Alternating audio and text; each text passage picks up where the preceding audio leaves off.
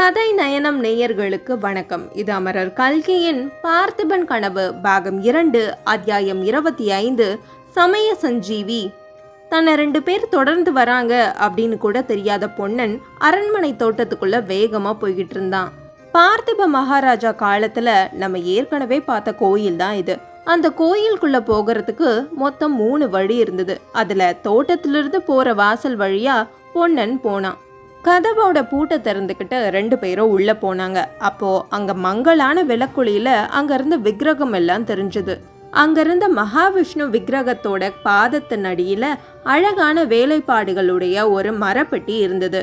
அத கையில எடுத்த பொன்னன், சோழ குலத்தோட விலை மதிப்பெல்லாம் பொக்கிஷம் இந்த பெட்டிக்குள்ள இருக்கு. வள்ளி, நல்ல வேலை, இது அந்த நரசிம்மவர்மனோட கண்ணில் படல, பட்டிருந்தா இதையும் காஞ்சிக்கு கொண்டு போயிருப்பாரு. அப்படி அவங்க பேசிக்கிட்டு இருக்கும் பொழுதே அவங்க கொண்டு வந்த விளக்கு அணைஞ்சு போச்சு. நல்ல வேலை, காரியம் ஆனக்கப்புறம் அணைஞ்சுது அப்படின்னு சொன்னான் பொன்னன். சரி, இப்ப எப்படி வெளியே போகலாம்? தோட்டத்து வழியா போறது கஷ்டம், கிழக்கு மதில் வாசல் வழியா வேணா போய் பார்க்கலாமா அப்படின்னு சொல்லி அவங்க 2 பேரும் கிழக்கு மதிலை நோக்கி போனாங்க. அப்போ மதிலுக்கு அந்த பக்கம் வெளியே யாரோ பேசுற குரல் கேட்டுது. மாரப்பன் பூபதி பேச்சை நம்பியா இந்த கத்தியை உருவிட்டு நிக்கிற? அரண்மனையிலாவது திருட வர்றதாவது? திருடன் நுழையிறத கண்ணால பார்த்தேன்னு சொல்றானேப்பா அந்த பூபதி, எப்படி நம்பாம இருக்கிறது? தப்பி போறதுக்கு வேற எதுவும் வழி இல்லையா? திருடன் அரண்மனை வாசல் வழியாலாம் வரமாட்டான். வந்தா இந்த வழியா வரணும், இல்லைன்னா தோட்டத்து வழியா போகணும். அதோ பாரு, மாரப்ப பூபதி ஆளுகளை கூட்டிட்டு வந்துட்டான். இந்த பேச்சை கேட்டதும் பொன்னனுக்கு உடம்பெல்லாம் வெளுவெளுத்து போச்சு. உடனே வள்ளி கையை பிடிச்சி இழுத்துக்கிட்டு தோட்டத்தோட வடதிசையை நோக்கி ஓடினான். தோட்டத்தோட கொல்லைப்புற கதவு கிட்ட போனான். அங்க போய் ஏதாவது சத்தம் கேக்குதா அப்படின்னு கவனமா பார்த்துட்டு எந்த சத்தமும் இல்ல அப்படின்னு தெரிஞ்சதும் மெதுவா கதவை திறந்து வெளியே போனான். அப்புறம் அவசரமா காவேரியில இறங்கி பார்க்கும் பொழுது அவங்க கட்டி போட்டு இருந்த படகை காணும். பொன்னனுக்கும் வள்ளிக்கும் மூச்சே நின்றுச்சு. தூரத்துல ஆட்கள் தீவர்த்திகளோட வர்றது வேற தெரிஞ்சது. ஒருவேளை படகு ஆத்தோட போயிருக்குமோ, வா கொஞ்சம் தூரம் போய் பார்ப்போம் அப்படின்னு அவங்க தேடி போனப்ப பக்கத்துல இன்னொரு மரத்துல படகு கட்டி இருந்தது. அதே சமயத்துல அந்த மரத்தின் பின்னாடி இருந்த ஒரு உருவம் வெளியே வந்தது. அதை பார்த்த வள்ளி, சுவாமி நீங்களா அப்படின்னு சொன்னா. சிவனடியாரின் உருவம் தான் அது. பேசிக்கிட்டு இருக்க இது நேரம் இல்லை, என்கிட்ட அந்த பொட்டியை குடு பொண்ணா, இல்லைன்னா அவங்க கிட்ட மாட்டிப்பீங்க அப்படின்னு சிவனடியார் சொன்னாரு. வள்ளியும் குடு உடனே அவர்கிட்ட அதெல்லாம் கொடுத்துரு அப்படின்னு சொன்னான். பொன்னன் கொஞ்சம் தயக்கத்தோடு தான் கொடுத்தான். ஆனா அடுத்த நிமிஷமே சிவனடியார் மாயமா மறைஞ்சிட்டாரு. பொன்னனும் வள்ளியும் அவசரமா படகுல ஏறி கிளம்ப ஆரம்பிச்சாங்க. மாரப்ப பூபதியோட ஆட்களும் வேகமா இவங்களை பிடிக்கிறதுக்கு வந்துகிட்டே இருந்தாங்க. அத்தியாயம் 26 குடிசையில் குதூகலம்.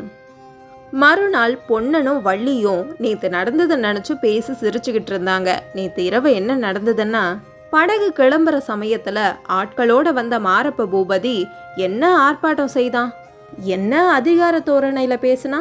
நிறுத்துங்க, படக பிடிச்சு கட்டுங்க, 2 பேரையும் விடாதீங்க, படக சோதனை போடுங்க அப்படின்னு என்னென்னலாம் பேசினா. படக சோதனை போட்டு ஒன்னும் கிடைக்கல. பொன்னா, எங்க அது? எது? உன் கையில இருந்ததே அது. இல்லாத ஒரு விஷயத்த கேட்டா நான் என்னன்னு சொல்லுவேன்? மாரப்பன் என்னென்னவோ மிரட்டி உருட்டி பார்த்தான், ஆனா ஒரு பலனும் கொடுக்கல.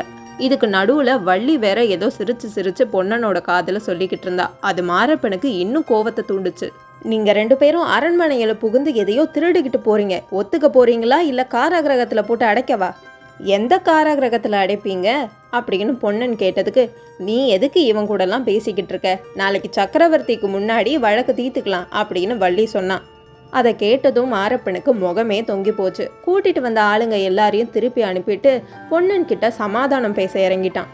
இதோ பாரு பொன்னா, உனக்கும் எனக்கும் இருக்கிற பழக்கம் இன்னைக்கு நேத்து கிடையாது. உங்களால எனக்கு ஒரு உதவி ஆக வேண்டியதா இருக்கு. நீங்க மட்டும் எனக்கு உதவி செஞ்சீங்கன்னா உங்களை காலத்துக்கும் மறக்க மாட்டேன். அதுக்கு பதிலா உங்களுக்கும் வேண்டியதை நான் செய்யறேன்.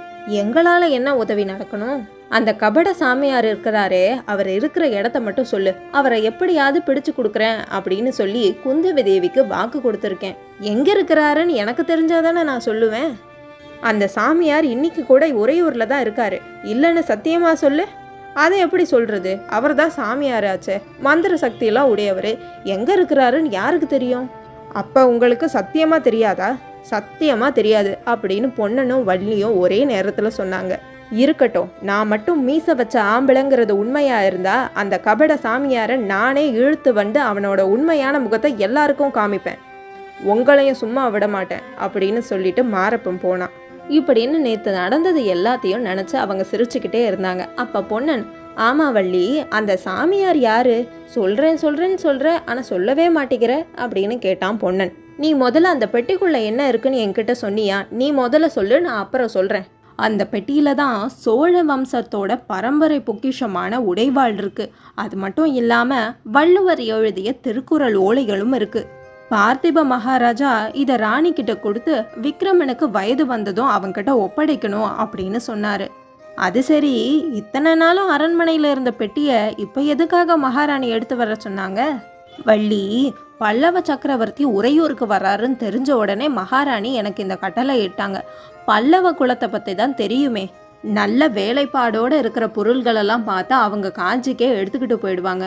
ஐயையோ, இந்த சமாச்சாரம் எனக்கு தெரியாம போச்சே அப்படின்னு அலர்னா வள்ளி. அதனால தான் அந்த சிவனடியார்கிட்ட கொடுக்காதன்னு சொன்னேன். சரி, அந்த சிவனடியார் யாருன்னு சொல்லு. அப்ப வள்ளி பொன்னனோட காதோட ஏதோ சொன்னான். அதை கேட்டதும் அதிர்ச்சியில முழுகிட்டான் பொன்னன். அந்த சமயத்துல வெளியே குதிரைகளும் பல்லக்கும் வர சத்தம் கேட்டது. அதுக்கப்புறம் அங்க என்ன நடந்தது இதெல்லாம் தெரிஞ்சுக்க என்னோட சேனலை சப்ஸ்கிரைப் பண்ணுங்க.